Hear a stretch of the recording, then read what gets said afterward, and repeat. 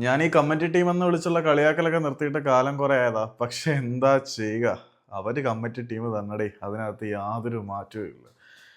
അസാമാന്യമായിട്ടുള്ള ഒരു തിരിച്ചുവരവ് Mohan Bagan super giants ഇന്നലെ നടത്തിയെന്നൊക്കെ വേണമെങ്കിൽ ആഘോഷിക്കാം. പക്ഷേ റഫറി മാമന്റെ വഴിവിട്ട സഹായം ഇന്നലെയും മോഹൻ ബഗാൻ സൂപ്പർ ജയൻസിന് കിട്ടിയിട്ടുണ്ടായിരുന്നു.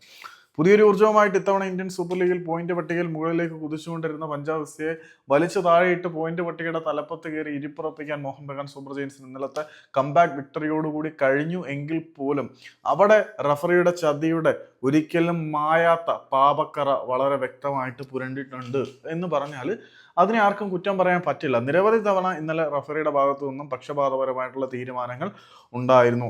മത്സരത്തിന്റെ 12ാമത്തെ മിനിറ്റിൽ റിക്കി ഷബോങ്ങിൽ കൂടി പഞ്ചാബ് എഫ് സി ഗോൾ അടിച്ച് ലീഡിലെത്തിയെങ്കിൽ പോലും ആ ലീഡിന് അധികം ആയുസ് ഉണ്ടായിരുന്നില്ല. പ്രതിരോധ നിര താരമായിട്ട് വന്ന ബ്ലാസ്റ്റേഴ്സിനെതിരെ അവസാന നിമിഷം ഒരു വിന്നിംഗ് ഗോൾ നേടി ആൽബർട്ടോ റോഡ്രിഗസ് റിസ്മി ഇരട്ട ഗോളുകളുമായി മോഹൻ ബഗാൻ സൂപ്പർ ജയൻസിനെ ലീഡിലേക്ക് നയിക്കുന്ന കാഴ്ച നമ്മൾ കണ്ടു.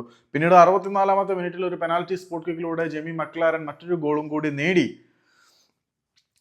അവർക്ക് 3 ഗോളിന്റെ ആധിപത്യം, അതായത് 2 ഗോളിന്റെ ലീഡ്, വിജയം എല്ലാം കൊടുത്തു.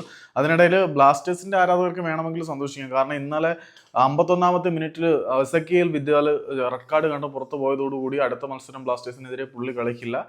സോ പഞ്ചാബിന് തിരിച്ചടി, മോഹൻ ബഗാന് വിജയം, റഫറിയുടെ കൂട്ടിക്കൊടുപ്പ് എന്ന് പറയാം ഇന്നലത്തെ മത്സരത്തിനെ.